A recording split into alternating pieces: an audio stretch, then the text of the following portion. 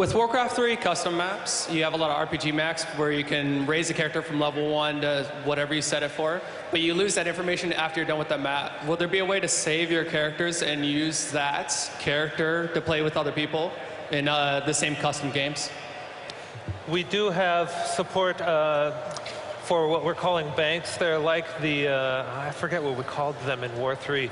Basically, you can store information on your local system about what character level you have, or basically just about any kind of information you want to store.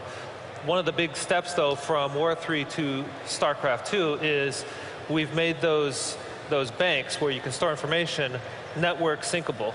So you could join a game with another player and actually load the data from his bank for that specific map, and then suddenly be able to work with the information that he saved again. So in short, yes. Hi. Hey. My question is about esports and battle reports. Do you have any plans to add the possibility to save and record and save shoutcasting in them? We have talked about it quite a bit. I don't think it's going to make ship, but it's something we definitely want to do down the road. It's a great idea. I think we add a lot of value to esports if you could sort of, save, people's voiceover for a shoutcast, put that back up on Battle.net. There's a lot of technical details we're still going to be discussing as we move past ship into the early patches for StarCraft 2, but it's a great idea and it's something we definitely want to do. Hi, my question was in regards to the modding community. So will we be able to make data source or web service connections / in a map, how big can it be / can you load multiple maps at once? So have all players on the same map go and load a brand new map that was in the package. You could create World of Warcraft in StarCraft 2 engine. Yeah. I have no idea. Yes, what do you got, Mike? That's something that was supported in War 3 as what we called a campaign, and it's something that we are looking to support in StarCraft 2. I don't know if it's, I don't know how far along it is, if it's going to be in ship, but we're definitely looking for it. Hi. First, I just want to say thank you for creating the RTS that every RTS wants to be.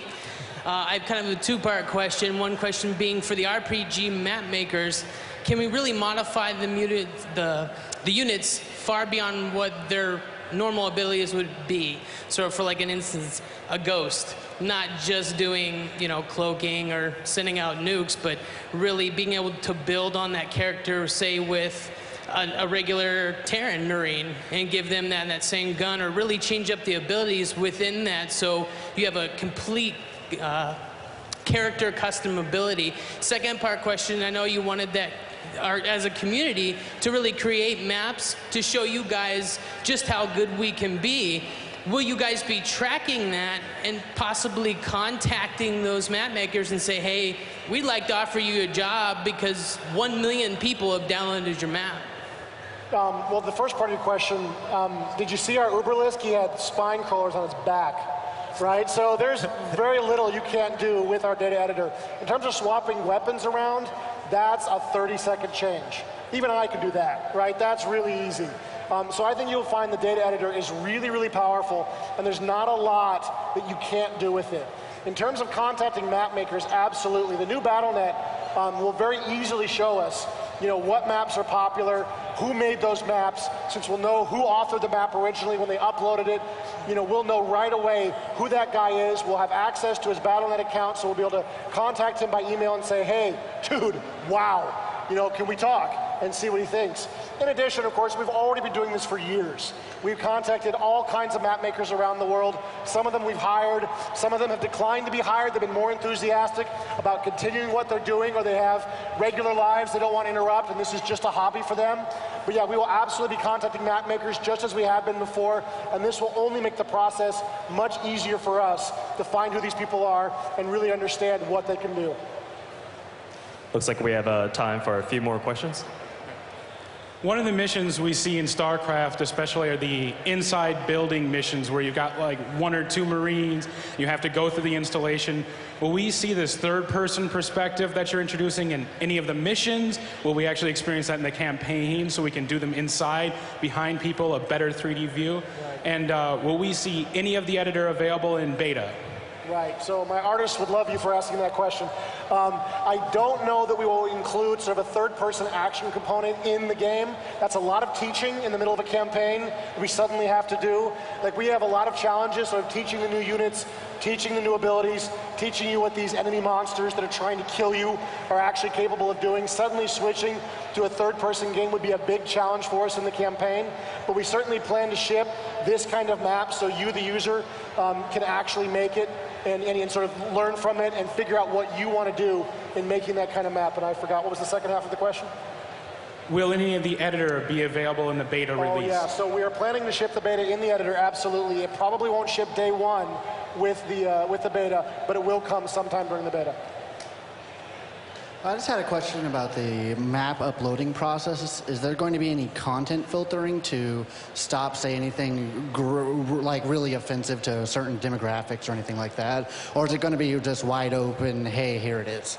We don't really know the scope of the problem yet, but our plan currently is to have a biohazard system where after 1 or 2 or 3 or 4, I don't know what the number will be, players say, whoa, this is offensive, that one of our GMs comes through and has a look and decides if that map truly is offensive and needs to be removed from the service, and possibly if the person who put it up needs to be banned or warned in some way, or if the map is in fact just fine and we can leave it. Hello, my question is, will map makers be able to release updates, and will they have any beta testing utilities? That's definitely something we're talking about, and again, we haven't really got to the premium maps in terms of the design, so I don't know exactly how it's going to work, but it's something we really want to support for you to be able to put out a map as a beta map so that you can sort of test it out, see what people think. I don't know whether that's only with your friends or with a wider audience. Those are still design discussions that are ongoing.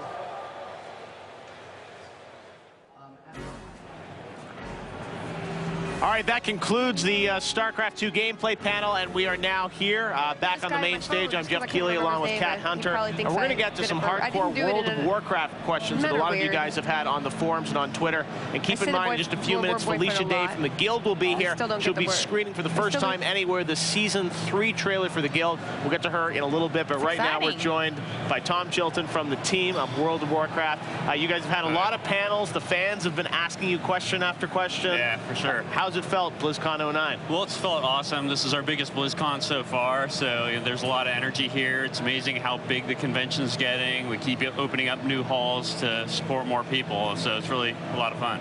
Absolutely gets bigger. We have a bunch of questions that we've pulled off of Twitter and the forums, and some of them you may have answered, but we may not have heard the answers. So we're going to ask you again. Fire away. All right, first, will we get additional character slots with the new race class combinations? Right, that's a question that I'm hearing a lot, actually. I've been hearing that question for probably about a good year now, since even before Wrath of the Lich King shipped. And it's something that keeps coming up more and more, especially with the introduction of the new races. So it's something that we'll be talking about. I don't have a definite answer because we haven't really discussed it in depth yet, but it'll definitely be discussed. Good. I think they'd like you to discuss that. Yeah. That's my opinion.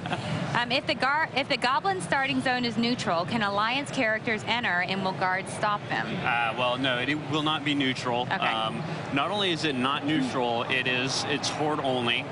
And you won't be able to get there if you're not a goblin, because conceptually, in the timeline of events that happen there, the place gets destroyed in the series of quests that you're going through. So it's not really even there to go to conceptually for anybody that isn't a goblin starting character. Because it's destroyed. That makes sense.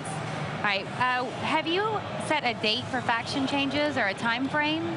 Well, time frame would be very soon, as soon as we get all the final kind of website work done and all the we have all the core infrastructure and the core technology built for it. We're just making the final website so the players can interface with it and all that. And as soon as it's ready, it'll go live. So it should be pretty soon. That's good news.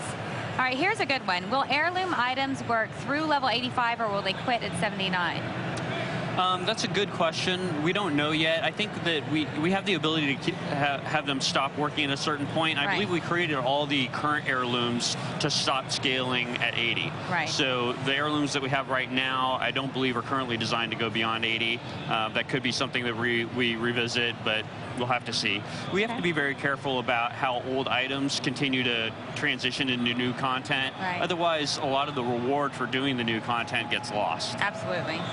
All right, we're getting a lot of questions. Oh, Thrall. We're getting a lot of questions about Thrall. Have you guys been answering any of those while you're here at BlizzCon? Well, we've been trying to be very vague about them. You know, it's part of the core storyline stuff that we uncover. But as Chris Metzen's alluded to, Thrall he's the greatest shaman in the world. So, and if the world is breaking apart, and it's the shaman's job and duty to hold the world together, then you might be able to put 2 and 2 together to figure out what he's going to try to go do. And what about the love of his life? What's going on with her? Well, that's another thing that we have yet to reveal. We'll have to kind of keep watching to see how that goes. The forumers were asking. Yeah. All right, so let's see. Recently you announced that 2v2 would not be getting access to some of the same gear. Yeah. But yet you announced yesterday that Battlegrounds are going to have access to some of this gear. That's correct. Is this a contradiction, or what does this mean? No, definitely not a contradiction. What it is that we don't feel like historically or really in the future that we'll get 2v2 balance to work as well as we want. Right. World of Warcraft was designed to be as multiplayer as possible. And so all the different character classes are designed with interdependencies with other characters. So for the same reason that we don't even have 1v1 arenas, we don't think those would be balanced or very, very interesting or very fun. 2v2 is always kind of a long shot for us. And we feel like over time it's kind of proven that even though we might be able to get our balance to be pretty happy with that at 3v3, it's just scaling down to 2v2 is going a little too far. So a lot of people like to do it for fun. Right. It's a pretty casual, friendly activity, and so you'll still be able to get a lot of really good rewards through it. It's just we're going to reserve the high-end rewards for the other brackets where we feel like the game's more balanced. Right. In the Battleground case, the rated Battlegrounds, we feel like that balance continues to get better as the game scales up. So once you're talking about 15 on 15, the balance is really pretty strong. So what you're saying is people who play 2v2 are cheaters. Yeah. All right. Okay. So are Worgen and Goblins going to be able to be Death Knights? Yes, they're currently slotted to be able to be Death Knights. Interesting. There's a lot of lore issues there to think about. All right. We'll move on then. One more, and then we'll go live to Twitter. Are you talking about putting any of old Azeroth in Caverns of Time? We know that we're going to do more with Caverns of Time at some point, and that would definitely be an interesting way to be able to revisit some of the old world zones post-Cataclysm. Please. Nostalgia factor. Yes. So it's definitely a very cool idea that we'll keep in mind. I hadn't heard that one before, but write it down. Very slick. All right. All right, well, we got a couple of Twitter questions for you. First one comes from Ben. Can you ask Tom what will happen to Gnomeran? Will the gnomes finally get their home back? I'm sorry, it was hard for me to hear you. Are the gnomes finally going to get their home back? Well, we definitely have some stuff brewing for the gnomes. There's definitely going to be something going on with Gnomeregan. We're still kind of working out the details on exactly what that'll be, but you can expect something. Excellent. All right. Well, we'll stay tuned for more details on what's happening there, I'm sure. Exactly. And much more to roll out, I'm sure, about Cataclysm and in the future. And also, I mean, patches. We're going to keep seeing, obviously, patches and content updates through the release of Cataclysm, yeah, right? Absolutely. So not only do we have the patch 3.3 coming before the Cataclysm will be released, and we'll also have some build-up world events that happen before the Cataclysm happens, but in post-Cataclysm, we should also see the same kind of approach to the free content patches that we generally do. I did have one more question I wanted to ask you, and correct me if I'm wrong, but last time we had such a drastic change to, in this case, itemization, before it was class talent trees, you actually patched that in before 4.0 in order to balance it before. So should we expect to see these itemization changes before Cataclysm? Yeah, you probably will see the same kinds of changes, and it would come with retroactive changes to the itemization in the existing game, so that anything that becomes obsolete on your character will change to something that's not obsolete. Definitely important for us to get some of those changes out there early to make sure that the game is stable, make sure the game is, running really well before suddenly a major content event happens. Probably a good idea. Yeah. Thank you so much. We really appreciate you coming by today. Absolutely, my pleasure. Thank you so much, Tom. All right, well, one thing that a lot of people are asking about here at BlizzCon is the Guild. It's the new web series that's had 2 seasons on Xbox Live and on the internet, and it's based on the idea of a guild inspired by World of Warcraft. Well, Season 3 is coming coming out this Tuesday on Xbox Live, MSN, and Zune. And Felicia Day, the creator of the series, will be with us just momentarily. But right now, she was nice enough to take us behind the scenes on the set for exclusive access to the Guild Season 3. We're going to show that piece to you right now. When I first thought of the Guild as a show, I was deep into my World of Warcraft addiction. I played way too much, and at a certain point, people were like, "What are you doing with your life?" And I had nothing else going on.